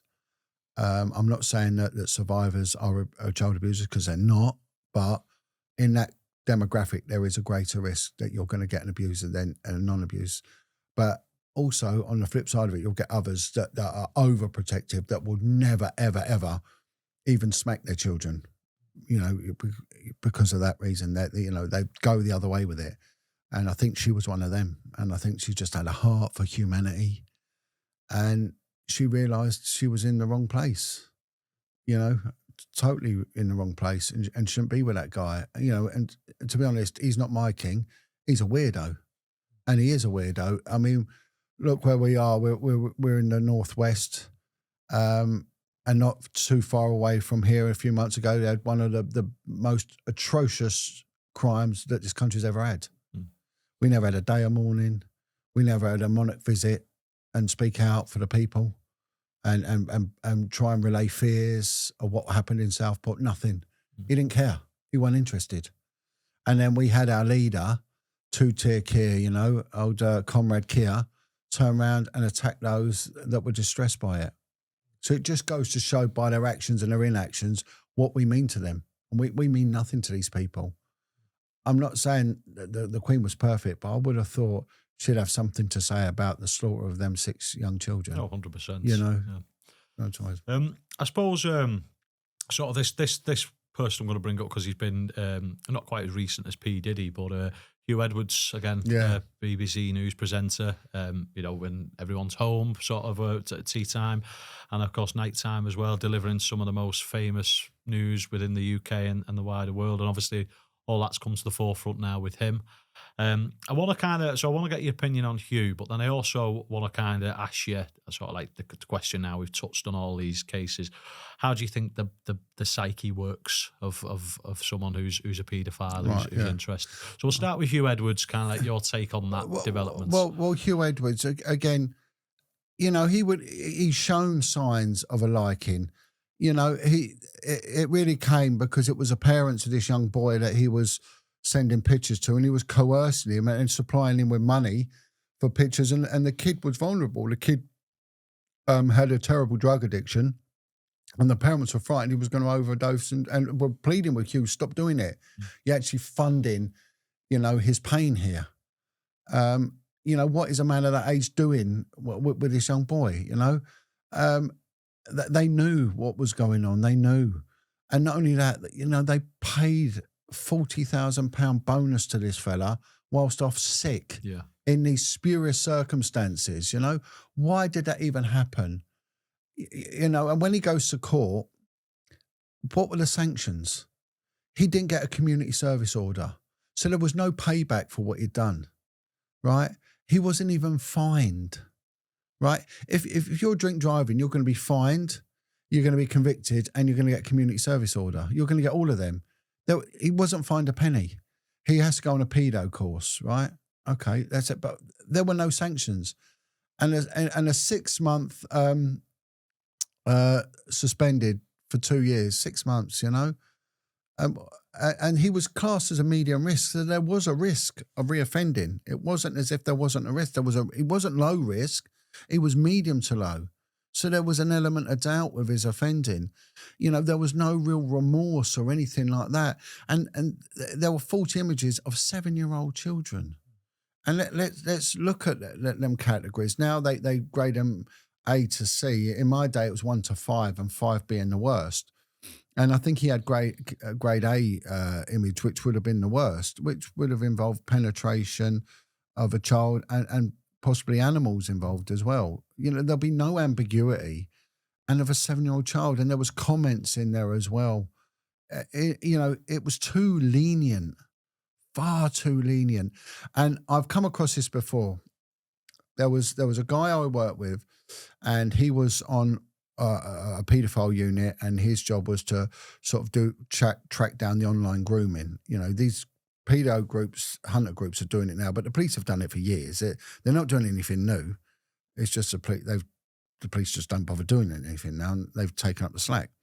But he was involved in that, and he was a strange individual, and he was ex-army, he was ex-military intelligence. He'd done a lot of covert work out in Belfast, and he ended up as a covert detective with the Met Police, and he ended up on this unit. He was a self-proclaimed Freemason, quite open about his Freemasonic links. And via that, he got himself a part-time sort of hobby job, putting together high-profile swingers parties in a very, very posh neighborhood called Radlett, which is like where Alan Sugar and all these very posh Jewish affluent suburb of London. And he would run this swingers party there. He was in charge of the catering there, and he used to say to me, "Oh, you know, there's all sorts of people there. That, you know, there's people from the lodge go there," and he said, "Then there's coppers going there, high ranking." And he said, "Also, there's a senior judge from St Albans Crown Court goes there, right?" And at this party, you know, swingers and all that, and he ends up with this girl that he meets at a swingers party, and I met them in a pub once, didn't know what he was about. He was always a bit of a strange guy anyway, but she said, you know, he's really odd, you know, he's a bit of a weirdo. And one day he leaves his work laptop that he'd stolen from the City of London police. He left it at a house while he went to do something, and it was open, it was running. And she's sort of a bit curious, looks through it, and full of child pornography. And one level 5 image would have got you back then an 18 months prison sentence. One image, right? Hugh Edwards had 40 of them, but one. He had 1,800, I think, level 5 videos involving children, penetration and or animals, right? Young kids, very, very young kids on this thing. She calls the police. He comes back home. She attacks him. He runs out the street naked, gets arrested, and it all comes on top for him. And he tries to sort of retire early and all this. Anyway, he ends up, funny enough, in Crown Court, in St Albans Crown Court, right? He should have got 10 years or something like that, right? Along them ilks, what he had. He ends up the same as Hugh Edwards, with a community service order and a commendation from the judge at St Albans Crown Court for his undercover work for the police and the military. Does it stink? Of course it stinks. I've drawn many parallels between what happened to him and Hugh Edwards. Now, I know with him because he was caught up with, again, this swinging, this dirty secret. It's always a dirty secret. And again, I think that'll be the same with Hugh Edwards. Maybe there is a dirty secret here. And that's what you've got to do. You've got to draw the parallels. Where have we seen this before? And when you get these wily old coppers, they'll say to you, I've seen this before. Watch this happen. And you're like, no, it won't. Just watch it happen. And it does. Yeah. And it does. So it stinks. It stinks to high heaven. And shame on the BBC. Once again, the BBC. Yeah. Once again. It's not a good look, is it? And I suppose kind of like the sort of the final question, really. What, in your opinion, with everything you've done, everything you've come across in both your career and the life, and obviously the anti-child abuse campaigning you do now, John, what do you think it is that makes the mind tick that someone? Because I mean, I always stuff I do away from the podcast, I deal with a lot of addicts, sort of Yeah. recovery, and I'm happy to hear that you've touched on this about they've had abuse when they were younger, and that's why they've turned to it. And I can sort of empathise and come to a level of compassion. 100%. And I know I should stay neutral on this, but when it comes to sort of paedophilia and child abuse, I just think it's the lowest of the low. And I can't empathise with that. And I can't, for me, it's and I could be wrong, I'm no scientist, but I think it's a medical condition in the brain, that the brain's not functioning right, that they can find that attractive and get off on that. What's your take, mate? They're broken, they're damaged. And I'm with you with sympathy, because 80% of the prison population come from abused childhood backgrounds, whether that's sexual, physical, emotional, whatever, right? And 80% will reoffend, in a short period of time. So the system just doesn't work. And I spend a lot of time talking with a lot of ex-offenders, some serious ex-offenders involving crime, not sex offenders, but in crime, and they all say the same thing. And it will all come back to childhood. It always will. You could search for an explanation elsewhere. It will come down to childhood neglect.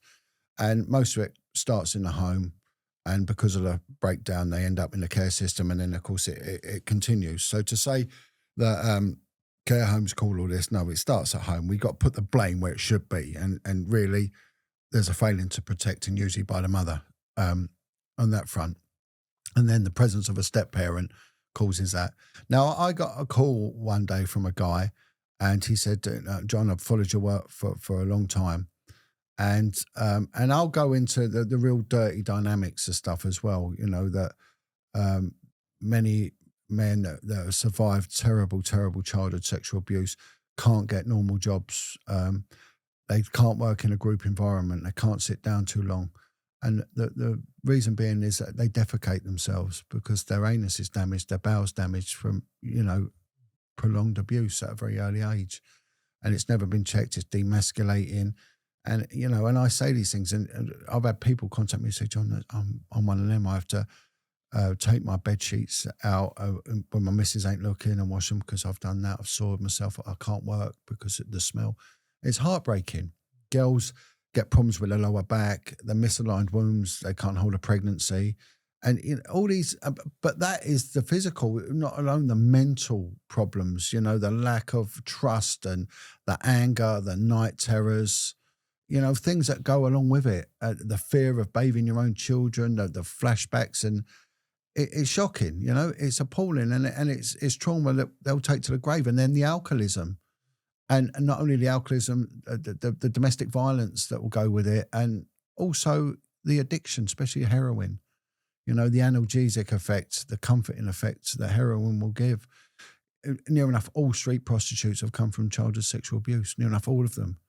When I worked in that arena, I had more compassion for the street prostitutes than I did for the girls who worked in the brothels, because the girls in the brothels, I just saw them as greedy women that quite deceptive. A lot of them, their husbands didn't even know they were doing it. And it was strictly a financial thing, and, whereas the girls on the street, it was survival, because they come from abuse. And this guy contacted me and he said, John, I would really like my story to be put out there. But before I go any further, I'm a convicted paedophile. I said, well, who did you abuse? And he said, I abused my daughter. And he said, he explained it to us. I said, well, before we talk, I want to know, is your daughter okay? What's happened? Did the police know about this? He said, yeah, it was years ago, and the police did find out, and I got convicted. And I said, okay, well, as long as I know that, and how is she now? And he said, yeah, no, she'll never talk to me again, and it's caused a lot of damage, but I want you to hear my story. And he went on to tell me this story. Well, I'm telling you now, I've never heard anything so appalling in all my life what they did to him. He was in a care home. He was, from the age of 8, gang raped. Every morning, the group of men would take him out and put him in like a caged area and make an Alsatian dog have sex with him. An 8-year-old boy, they'd strap him over like a bench thing. They would urinate on him while it was going on. That they got hold of a street prostitute once, these men, and made him stab her to death. He was fisted and his bowels were ruptured. He nearly died as a young kid. And this was his life. and he went on to sexually abuse. So I'm not defending them, but so many have come from abuse themselves. They weren't born that way. Some might have been, but being negligible. They were made. They're highly damaged. There is a therapist in Belgium. She's the number one therapist and profiler for people who kill children, child murderers. She's written 5 books on child murderers. She worked for the FBI. She does a lot of work with me. She's an amazing woman. And she's got a 90% success rate in dealing with child rapists and murderers, that they never offend again, right? But she said there is that percentage that need to be locked up for life. They are that dangerous. And they're all broken people. They're liars. They will lie to themselves. And how one of it was work when I was in that game is that when someone wants to abuse, right, one of the things that's in their way is the opportunity to abuse, right? The intention's there, but the opportunity is not there. So they'll create an opportunity, right? So one of the things is that a guy might go to Thailand, for example. He likes it, the young girls. And we see that all the time, don't we? We see these women go off to Turkey. These old divorced women go to Turkey and the Gambia because they like the young men. And conversely, the guys go to the Far East for these young girls. So, for example, a guy wants to have sex with an underage young girl. So he puts himself in a situation where he'll end up abroad. Now, going abroad changes the mindset. It gives you an anonymity. You haven't got any loyalty to your host country. You can denigrate them. You can say, well, it's going to happen anyway. It might as well be me. At least I'm not a pig, And you see this when 2 countries go to war, there's an instant need to give the other side a nickname, like the Jerrys, the Gooks, the Arges, whatever it is, because it dehumanizes them. They're an object as opposed to an individual then. So that's the first thing you've got to do is to start denigrating. And you see this in speech is when you get an abuser, they will bring in denigrating speech towards their victim. So he'll go out there and he'll be full of apprehension, guilt, shame. But here is the hurdle, and that's the hurdle, right? So he's here and there's a child. So he has to get over his guilt, his shame, judgment, everything. He knows it's wrong. But regardless of that, he will climb that hurdle and he'll go over it and he will abuse that child. It's going to happen, right? And the next day he's full of self-loathing, and everything else. Can't get it out of his head. But is he going to do it again? Of course he's going to do it again. But next time that hurdle is there. And it slowly gets lower. And in the end, he'll just walk over it. But they know it's wrong. They know it's there, and that's what they'll do. And they'll create a circumstance, a groom. See, a groomer is not an animal. A groomer is a charming individual. If you take a man who loves the women, he will go where the women are. Right, it's not sour grapes because some guys are good at pulling birds and I'm not. It's nothing to do with that. But they will tell that woman what she wants to hear. You're beautiful, you're lovely. What are you doing out on your own? You're so gorgeous, you smell nice, you're this, right? Giving them what they want to hear. But he wants one thing. And once he gets that, boom, on to the next one, right? And if you don't get it, it could be nasty, And it's the same with these people. They will put themselves in there, school teacher, scout leader, whatever. We've seen it up here with Barry Bennell with the football and all that. Here for the kids, I'm teaching them. But ultimately, they want to abuse. That's the thing. And they will be relentless and focused on their task. These are very deceptive, manipulative. And whenever you stop them, they all do the same. I'm glad you stopped me. I've been calling out for help. And it's the same nonsense all the time. And you can't fall for it because they're liars. Really insightful, that, John. I could probably speak to you for another 3 hours, if I'm being honest, but I'm getting told we need to wrap things up.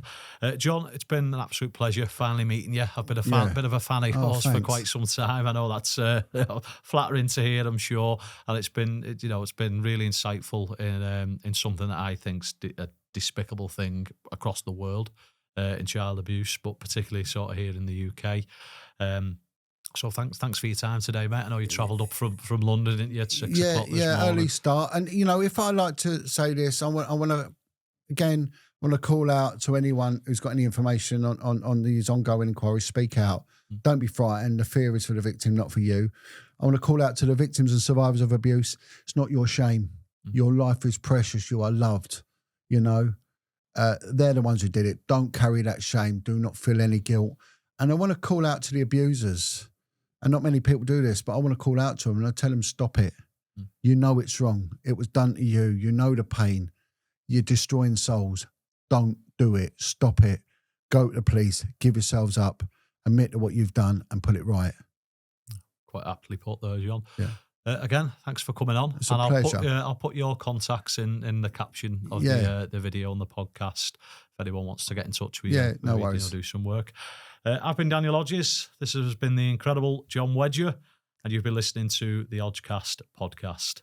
Take it easy. Thanks for listening. We hope you enjoyed this episode, and we believe you can definitely take something away from today's guest. We couldn't attract guests such as this without a solid fan base. The best way we can grow this is through subscriptions. So, if you haven't already done so, can I please ask you hit that subscribe button and help us continue to put out content for you all to enjoy. Until next time.